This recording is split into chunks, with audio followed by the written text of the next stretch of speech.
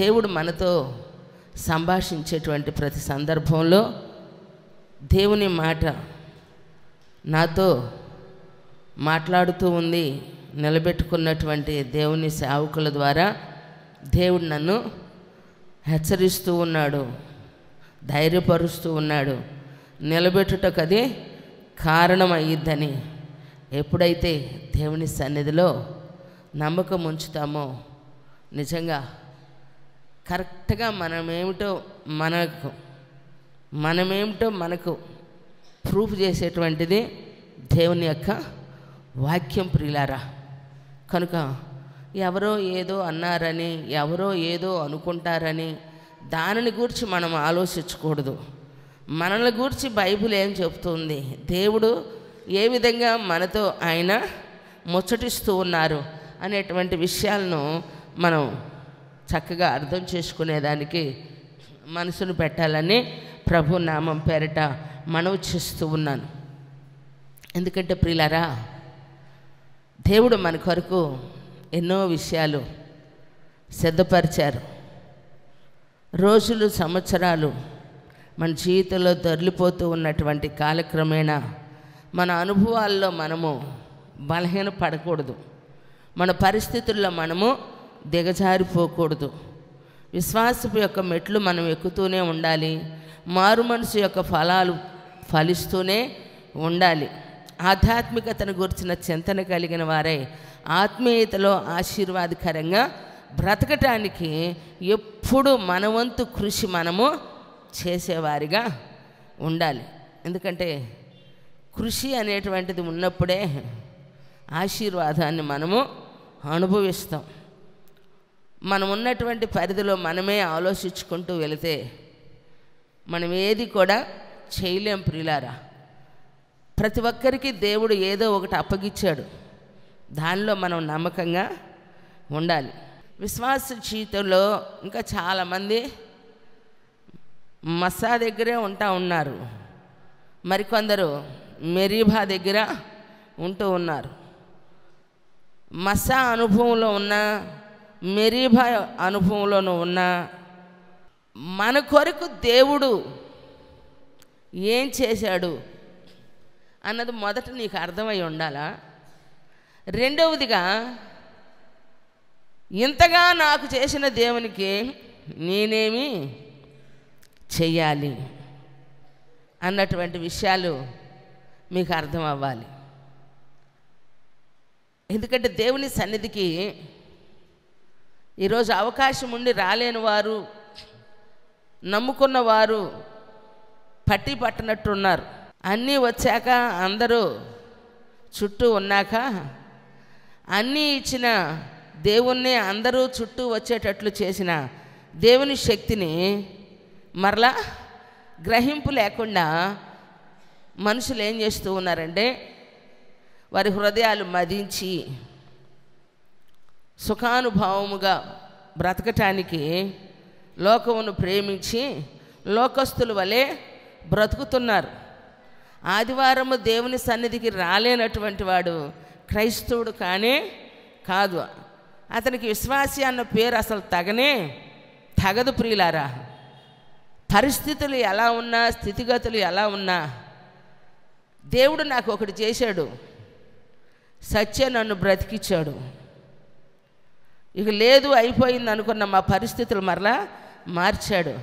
అట్టడుగున పడిన నన్ను ఈరోజు, అనాదిగా బ్రతుకుతున్న నన్ను, ఒంటరిగా ఉన్న నన్ను ఈరోజు అనేకులు అగునట్లుగా దేవుడు నన్ను ఒక సమూహంలో ఉంచాడు.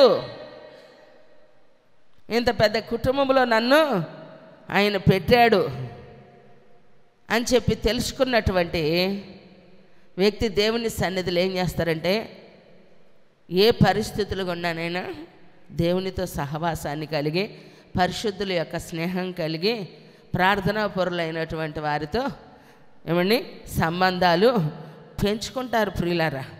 మనం చేసే భక్తి ఎప్పుడూ రొటీన్గా ఉండకూడదు. మందిరానికి వచ్చేది రొటీన్గా ఉండాలా, చదివే వాక్యము, వినే వాక్యం రొటీన్గా ఉండాలా. అయితే మనం రొటీన్గా ఉండకూడదు. అంటే ఏ స్థితిలో ఉన్నామో అదే స్థితిలో మనం ఉండకూడదు, మార్చుకోవాలా. మార్చుకోవాలి ప్రియులారా. ఈరోజు మారితే ఏమైద్దో అని అనుకుని ఏం చేస్తున్నారు కొంతమంది, మారటానికి ఇష్టపడట్లా.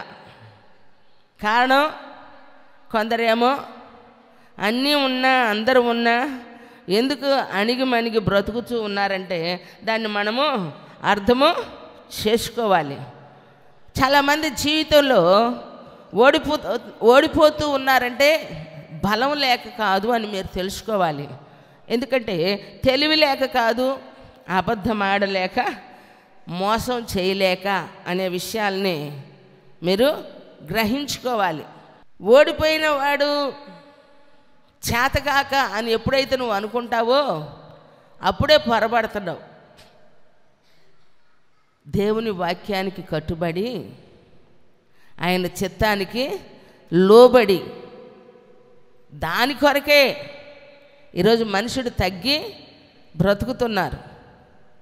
హెచ్చించుకున్న వారిని బట్టి, విచ్చలవిడిగా ప్రవర్తిస్తున్న వారిని బట్టి నేను కూడా ఏదైనా చేసినా సరిపోయిద్ది అనుకుంటే దాని పర్యవసానం కూడా మనమే ఎదుర్కోవాల్సి వచ్చింది.